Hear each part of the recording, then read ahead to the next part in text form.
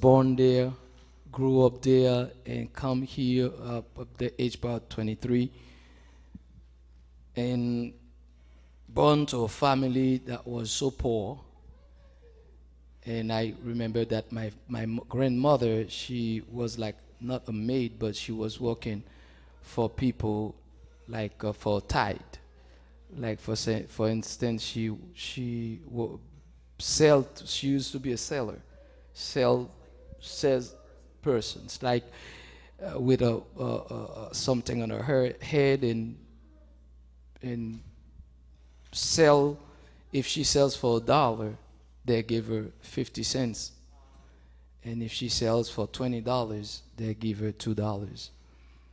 And with that, she put us to school and help us going through life. So we thought that we, as Pastor Muriel said, were blessed. Because when you kids, you don't know what the mother and grandmother and fathers going through life. Because no matter how you live, you feel like you're blessed.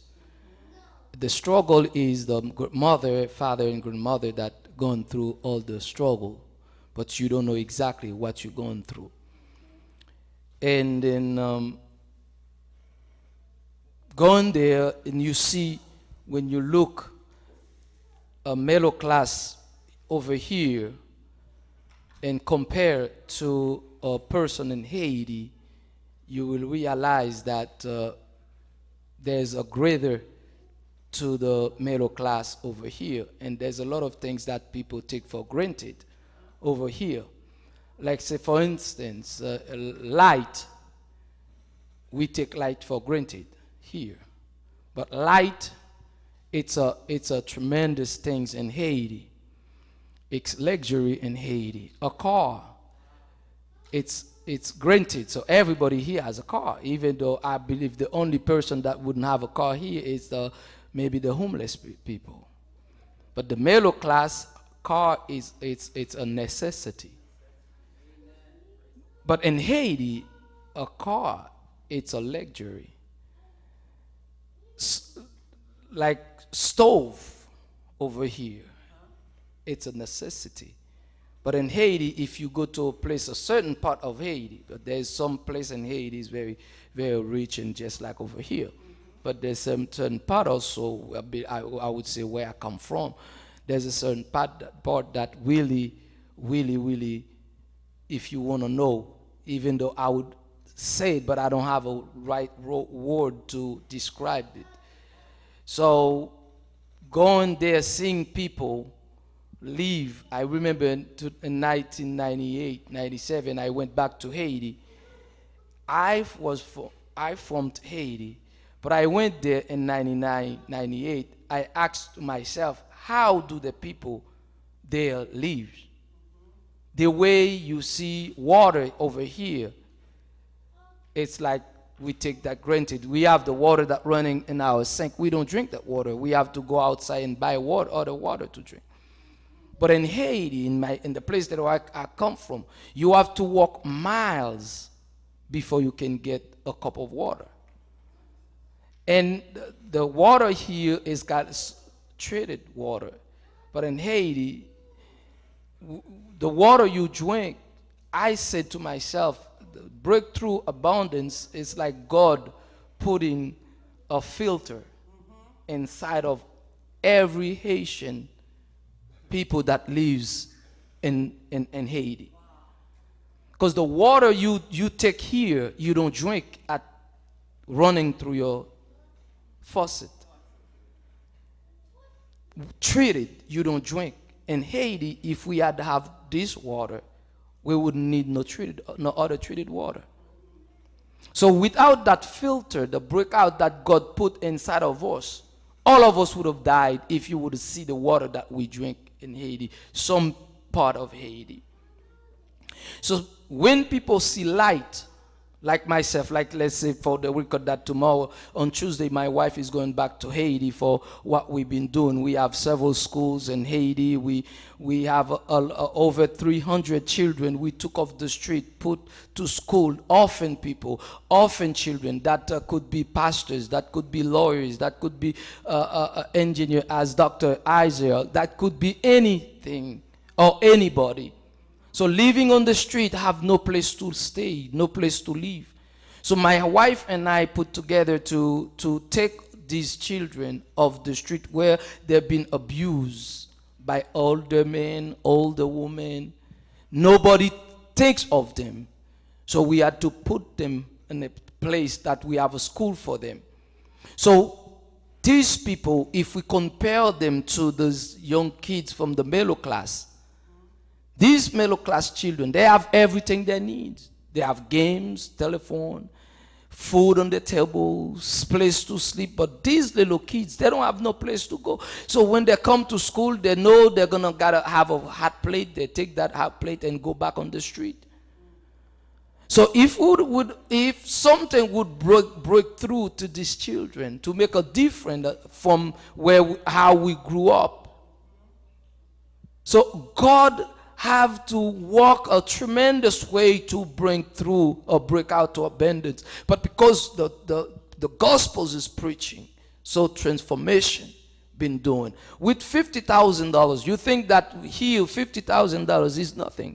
But for some people, but if you have $50,000 to bring in Haiti, in I would say the area that I come from, that would make a big impact. Like my wife and I were talking. With $50,000 or $100,000, if you go out and just share it, and people will still in need. After they've done eating what you gave them, you're still gonna need to bring another $1,000 or another $50,000. But if you create something with an environment where these kids can come and learn a trade, just like we have technical schools that teach them electricity, plumbing. We teach them computer class. We teach them culinary, sewing, all of that.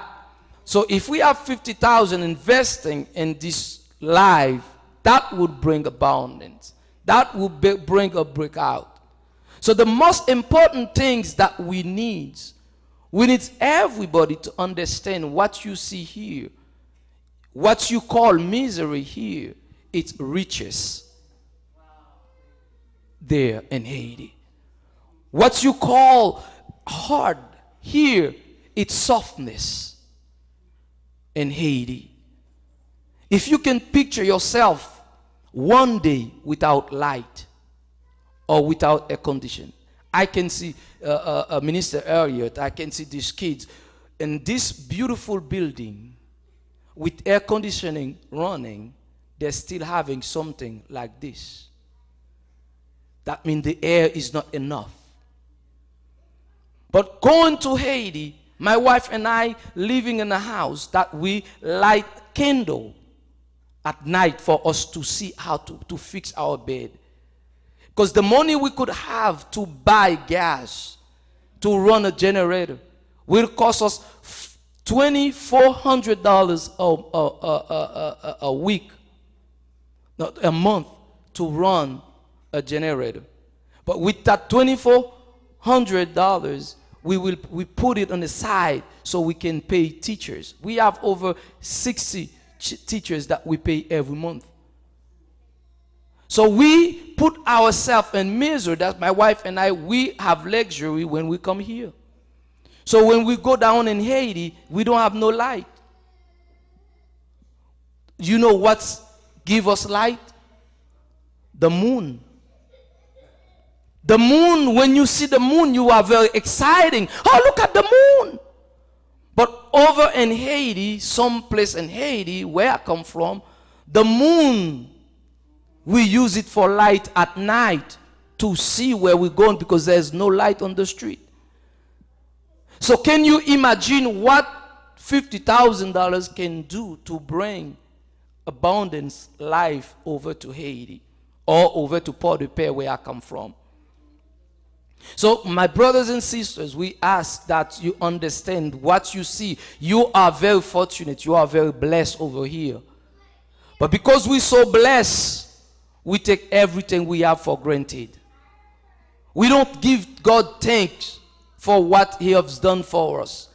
And I'm very fortunate that God gave me the opportunity. I can come from a poor family up to here, where I can stand in front of Bishop, in front of Pastor Miriam, in front of Dr. Aja, in front of my doctor over there, in front of the ministers, in front of all of you.